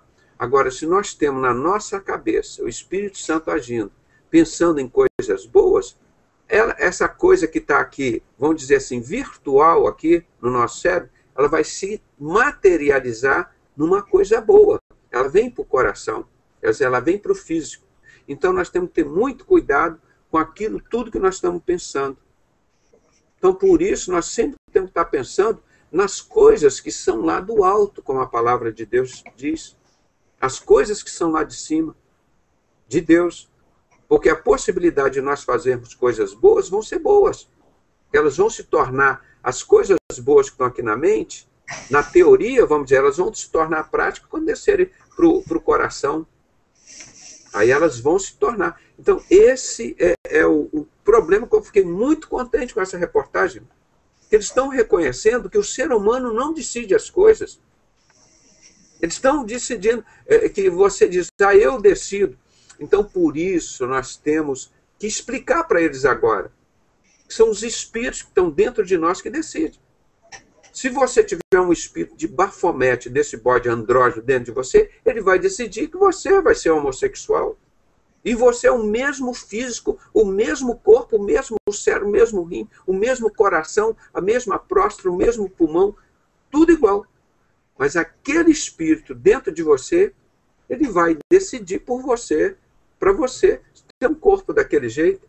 Por isso que nós desafiamos, que eu falo aqui, explica a medicina, o cientista do mundo, por que todo pai de santo é homossexual. Porque ele tem um espírito que manda dentro dele. O dia, por exemplo, eu citei o exemplo, meu pai era um alcoólatra. O dia que ele se libertou, aceitou a Jesus, aquele espírito de Zé Pilintra, aquele demônio de bebida, de cachaça, saiu de dentro dele, ele nunca mais bebeu. Quem passou a dar ordem na vida do meu pai? O Espírito Santo. Vocês entenderam o que a ciência ainda está difícil de entender, mas já progrediram. Quem decide, obviamente, os nossos neurônios estão ali para obedecer. Mas tem uma alma, tem um espírito que direciona tudo isso, irmão. Entendeu? Aquele espírito de salvar vidas, de ganhar vidas, é um Espírito Santo. Agora, aquele que veio para matar, roubar e destruir, é um espírito de Satanás. Um espírito de morte. O que a irmã citou aqui, a doutora Denise, um espírito de depressão. Teve uma ocasião que nós estávamos trabalhando começando uma nova igreja, né? Um grupo lá pequeno que saiu devido a todo esse satanismo de maçonaria na igreja, aí resolvemos 3 pessoas lá em casa, vamos então criar uma igreja aqui, fundamentada na palavra de Deus, e começamos a trabalhar com muito, e foi chegando muitos casos de libertação. Muitos casos Deus foi mandando lá. E chegava pessoas, você botava a mão assim em cima, irmão, dizia assim, espírito de depressão, manifeste-se agora. E caía a pessoa lá e começava a falar um montão de coisa. Então, isso eram legiões, como Jesus falou, quando ele tirou daquele endemoniado de Gadareno, os demônios que estavam dentro daquele homem, que estavam mandando ele dormir no cemitério, aquele ficar louco lá no cemitério, que estava mandando aquilo tudo para ele, eram demônios que estavam dentro dele.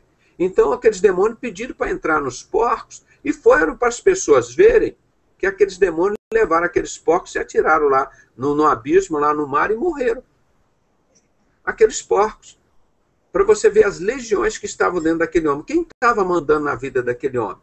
Provavelmente aquele homem saiu dali, um cara liberto, foi trabalhar, foi estudar, foi ter uma vida dele normal. Então, é isso que está faltando a ciência entender agora, que a gente vai discutir nos próximos passos. Por isso a palavra de Deus pede para nós guardarmos a mente e o coração. Porque é ali que são decididas as coisas, mas é pelo Espírito que está dentro de nós. Por isso, às vezes, muitas pessoas matam e depois dizem assim, mas eu não queria matar aquela pessoa. Aí chora, chora, chora, depois vê aquilo tudo. Irmãos, porque deu abertura a um espírito imundo, entrou na vida dele e decidiu por ele. Então nós somos responsáveis por aquilo que está dentro de nós. Nós podemos receber o Espírito Santo de Deus ou receber o espírito imundo. É isso que a ciência, espero que em breve ela vai entender. Porque nós somos uma massa física. Agora, o corpo espiritual, no nosso caso, somos os cristãos, o templo do Espírito Santo, ele que vai decidir as coisas pelas nossas vidas. Por isso que nós somos o templo do Espírito Santo e Deus não habita em templo feito por mãos de homens. Vai ensinar isso agora para a ciência, irmão. Aí o Pedrosa sai na frente e começa a comprar briga. Vai lá ver por que o homossexual é homossexual, irmão. É porque entrou um espírito de Bafomete, de Pombagira, de Maria Padilha, espírito de prostituição. Entra naqueles neurônios lá e começa a dar ordens. Mas o dia que sai aquele espírito imundo, entra o Espírito de Deus e o Espírito Santo, é um outro inquilino. Aquele ser humano, ele se torna outra criatura. As coisas velhas se passaram, eis que tudo se fez novo. Então nós estamos entrando no mais um desafio, uma novidade que nós estamos colocando aqui, irmãos, para a gente orar e trabalhar em cima disso, já sair na frente e mostrar não só para a ciência, mas mostrar para essas pessoas, principalmente eu como médico, a doutora Denise, nós mostrarmos que quem decide por nós, cristãos, é o Espírito Santo de Deus que habita dentro desse corpo físico, que tem coração, tem pulmão, tem rim e tem cérebro. Mas quem administra esses neurônios é o Espírito Santo. Agora, quem faz o meu coração bater aqui? A palavra de Deus está lá em João 14, não, em Atos 14, 25, 23 a 24, 25. Ele diz, olha, o apóstolo Paulo chegando em Atenas, aquilo que eu prego sempre aqui, dizendo, olha, esse Deus desconhecido que vocês seguem é o nosso Deus, é o Deus que eu sigo, no meio daquela idolatria toda. Aí ele diz, ó, esse Deus não habita em templo feito por mãos de homem, mas habita dentro das pessoas. E esse Deus, ele não é servido por mãos de homens. Ele nos dá a respiração, nos dá a vida e nos dá todas as coisas. Por que estou eu falando aqui tudo direitinho aqui agora, mexendo o olho, funcionando, o nariz, a boca, as mãos, os pés, o coração, o rim, pulmão, o fígado, tudo funcionando aqui. Daqui 5 minutos, um entupimento aqui na coronária, um infarto cerebral, pum, cai aqui daqui 5 minutos, a mesma parte toda física aqui está inerte, não funciona mais. O que estava funcionando há 5 minutos, porque faltou a vida. Né? Nós, como médicos, nós podemos melhorar a qualidade de vida, prolongar a vida. Mas quem dá a vida é Deus, aquele sopro divino. É isso que a ciência tem que reconhecer. Agora você vai dizer assim, não, uma pessoa que estava sobre o domínio de um espírito desse aí, assassino, um espírito desse de Lúcifer, foi lá e matou, estuprou uma criança. Você não vê quantos desses casos acontecem? O cara está lá como pai de santo, matando, estuprando uma criança. Quem é que fez aquilo? Quem tomou aquela decisão na vida daquela pessoa? Aquele espírito que estava lá dentro das pessoas. É isso que a gente prega. E quem está lá dentro do maçom, irmão? Quem está lá dentro daquele cara com espírito de religiosidade? O anticristo ou o falso profeta? Aquelas duas bestas. Que a gente está dizendo que a palavra de Deus, Satanás usa duas bestas para dominar o mundo. É um sistema religioso e um sistema de governo mundial que está aí, como está escrito lá em Daniel, em Apocalipse, Isaías, vários locais.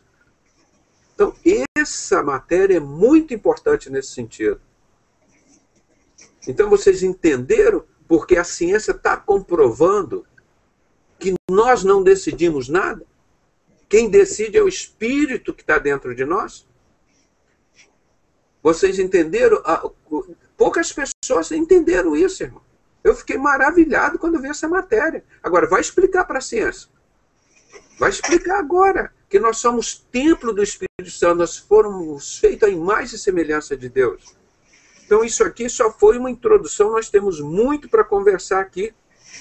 E a influência espiritual que eu falei agora que nós temos? A influência genética, a influência do meio. Não é? Então, por isso que a palavra de Deus... Irmão, só lembrando, nós só usamos 10% da nossa córtex cerebral. Nós não usamos nem 20, nem 30, nem 40, nem 50. Imagina se o homem usasse 100% da córtex cerebral. Nós usamos só 10%. São milhões de neurônios que nós temos. Mas Deus só nos permite usar poucos. Tá? Então, ali dentro. Então, nós vamos depois falar sobre isso. E por que outra coisa Deus diz assim, que cada um prestará conta de si mesmo? Ele não fez assim 100 pessoas iguais, 1000 pessoas iguais, ou 10.000 pessoas iguais. Todos nós somos diferentes. Todos nós somos diferentes. Então, por isso, cada um prestará conta de si mesmo a Deus. E Deus sabe disso. Então, isso é para você reconhecer que você realmente é o templo do Espírito Santo. É a coisa mais preciosa que existe aqui na Terra. E que dentro das tuas decisões, se estiver o Espírito Santo na sua vida decidindo para você, todas as coisas, boas ou ruins, sempre contribuirão para o seu bem. É isso que a ciência está provando. É isso que a palavra de Deus fala há 2000 anos com Jesus. Nós somos aquilo que está dentro de nós. Então, encerrando, nós sempre deixamos uma mensagem aqui. Você hoje, que foi feito à imagem e semelhança de Deus, você que é o templo do Espírito Santo, recebe Jesus como seu único e suficiente Salvador. Põe todos esses espíritos imundos que estão na sua vida, te dando desejo de homossexualismo, desejo de prostituição, desejo de matar, de roubar, de beber, de vício, de drogas. Põe esses demônios todos para saírem dos seus neurônios, para saírem da sua vida. Esse espírito de religiosidade, esse espírito de Bafomete, esse espírito desses demônios todos. Você entrou com o Espírito Santo, Jesus na sua vida, eles automaticamente vão embora. Então é uma forma de você trocar de inquilino, você botar uma outra pessoa para dirigir a sua vida. É Jesus Cristo. É isso que a ciência está comprovando. Que nós não decidimos, irmãos. Fisicamente, os nossos neurônios vão lá, a capacidade, e eles estão mostrando isso. E é justamente isso que a palavra de Deus nos ensina. O que a ciência está descobrindo agora, a gente já sabe há muito tempo, os profetas, há 2.700 anos.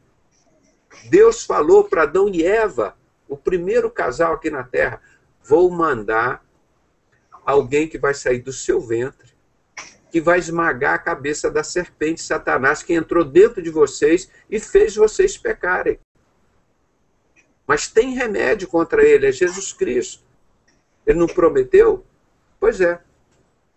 Então, o que a ciência agora, no ano de 2013, está isso publicado, mas já há alguns anos eles vêm mostrando, é que o homem, a matéria do homem, o cérebro, o coração, o pulmão, o rim, o coração, ele não decide por si só.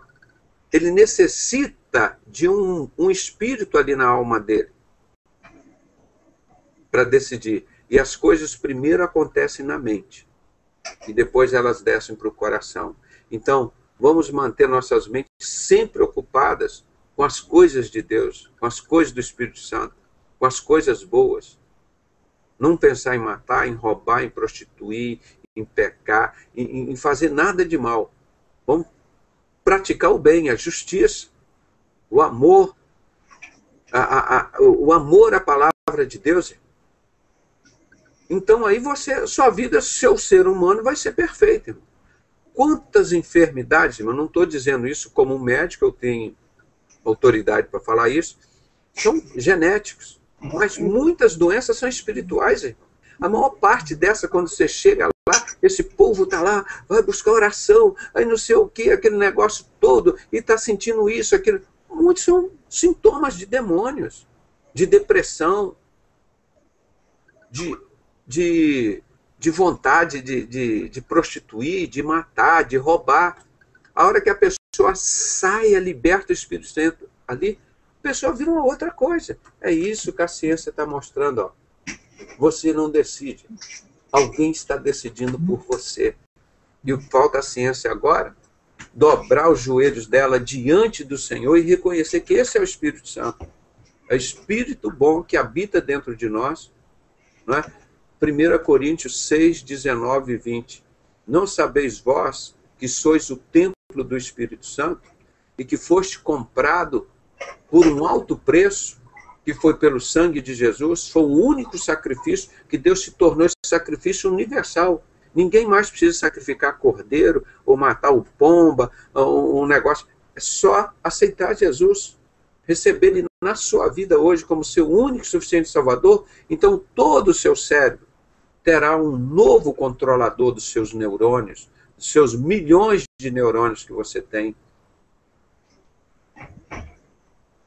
Você pode estar com o seu corpo todo físico perfeito, mas o que está dentro de você?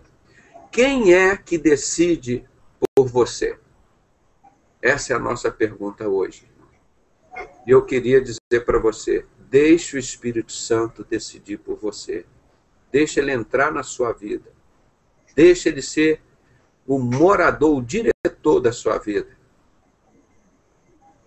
E isso você só pode fazer recebendo Jesus Cristo, que anula todos os pactos, todos os demônios, todos os pactos. Ele diz assim, em nome de Jesus, pelo sangue do Cordeiro, que tira todo o pecado do mundo, eu recebo agora o Espírito Santo na minha vida e quero ser livre de tudo isso.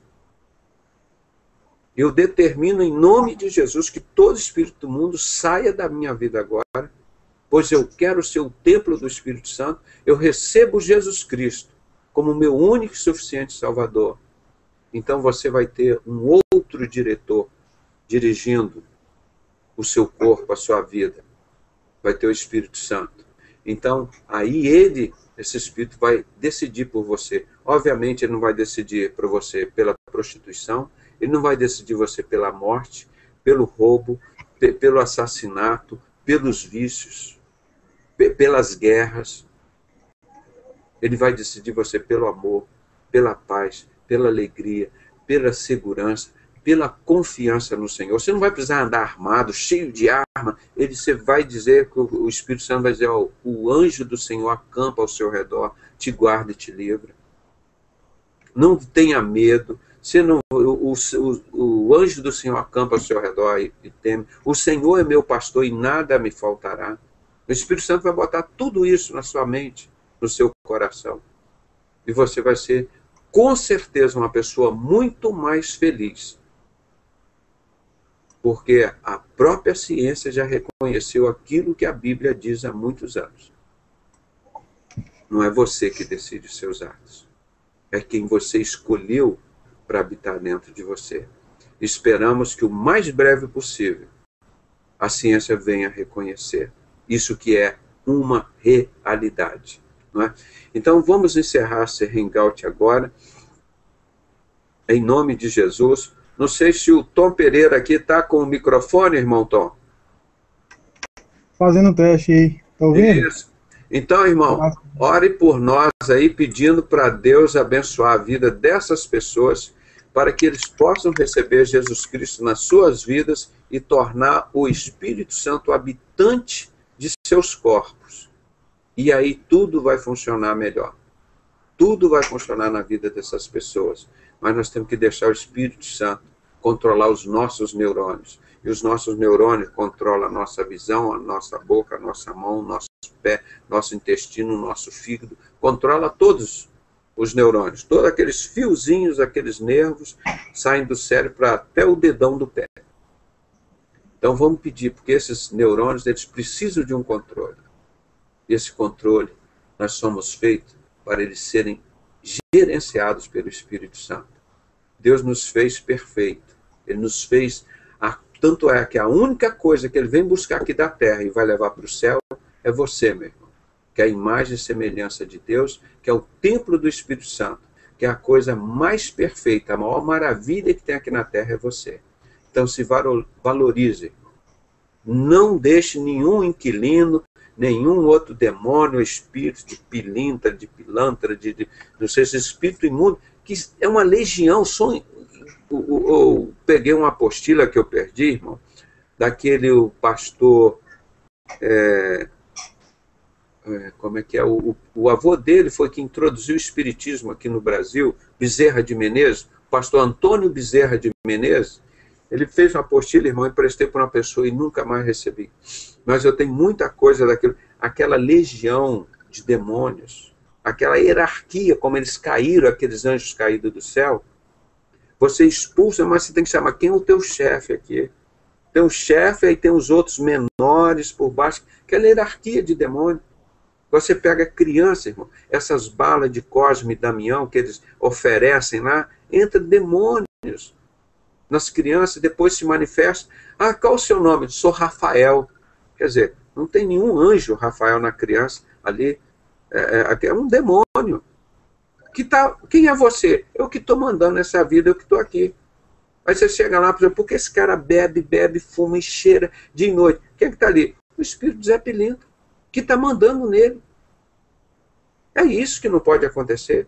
A ciência não tem como. Então a ciência já lança um desafio aqui para o cientista aqui da Galileu. Me prova porque todo homossexual, esse pai de santos, são homossexuais. Porque eles têm um espírito de pombagira, esse espírito do Bafomete andrógeno. Entra neles, eles se tornam assim. E quando eles aceitam Jesus, entram na vida deles, eles saem dali. Eles viram normais. Então não é a ciência, eles não são hermafroditas. No mundo inteiro, se você encontrar uns 500 casos de hermafrodita, são pessoas que nasceram com a deficiência genética, um defeito genético. É muito raro.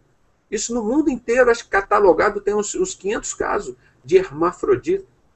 Aquilo é um defeito físico no órgão genital masculino ou feminino.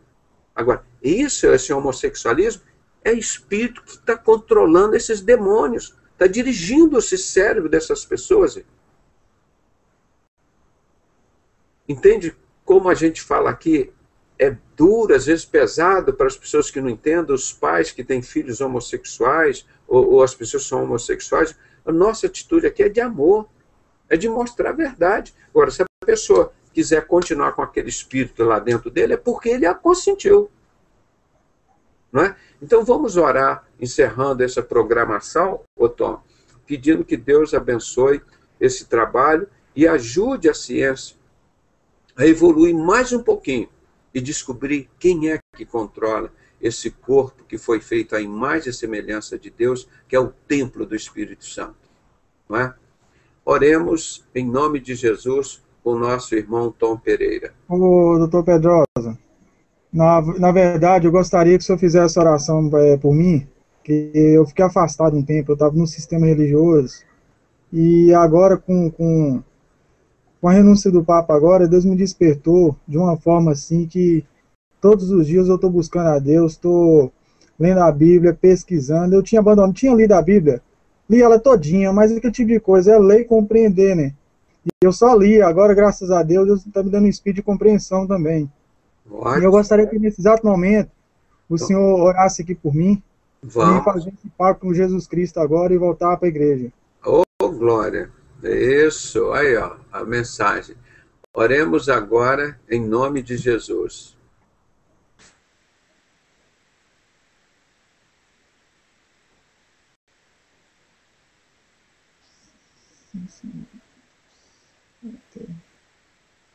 Esteja, Senhor, comigo, coração, nessa nova caminhada, Pai.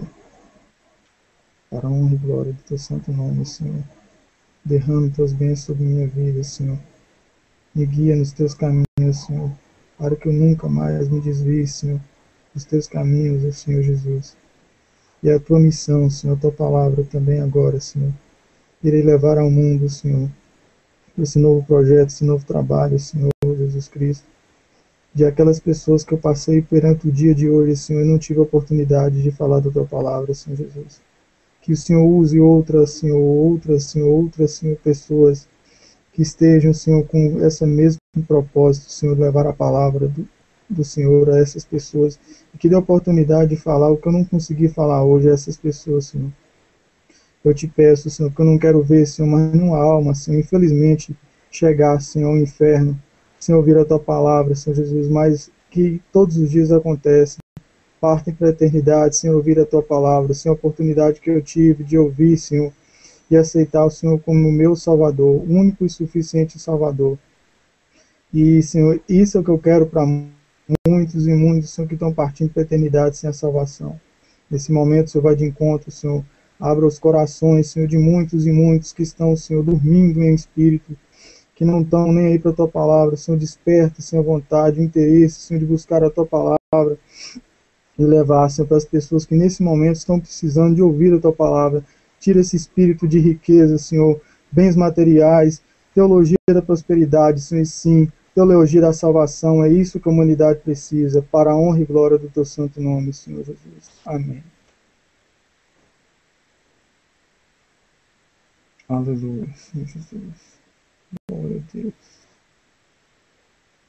Sim, Pai eterno. Aleluia. Glória, glória a Deus. Sim, Senhor Jesus. Aleluia.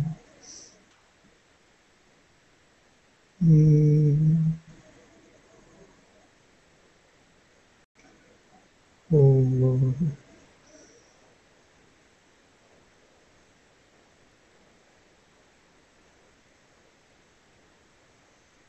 Sim, Senhor, aleluia.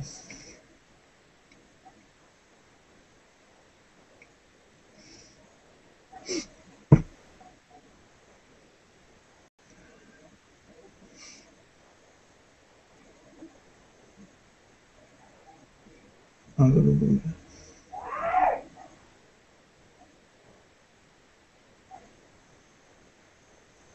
Aleluia. Glória a Deus. Sim, Senhor.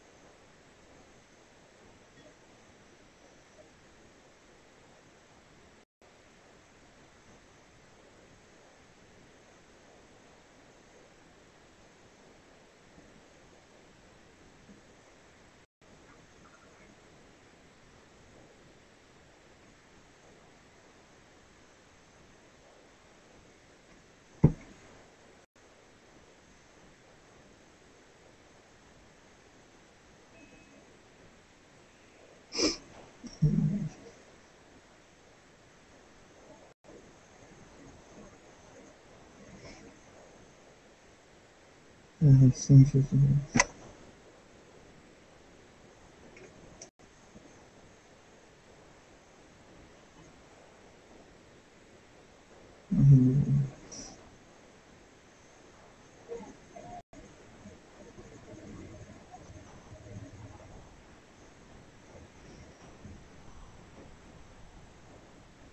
O microfone estava fechado aqui, mas Deus ouviu lá, irmão. Tá? Graças a Deus. Muito obrigado por tudo e pedimos que vamos encerrar esse hangout em nome de Jesus. Oremos em nome de Jesus.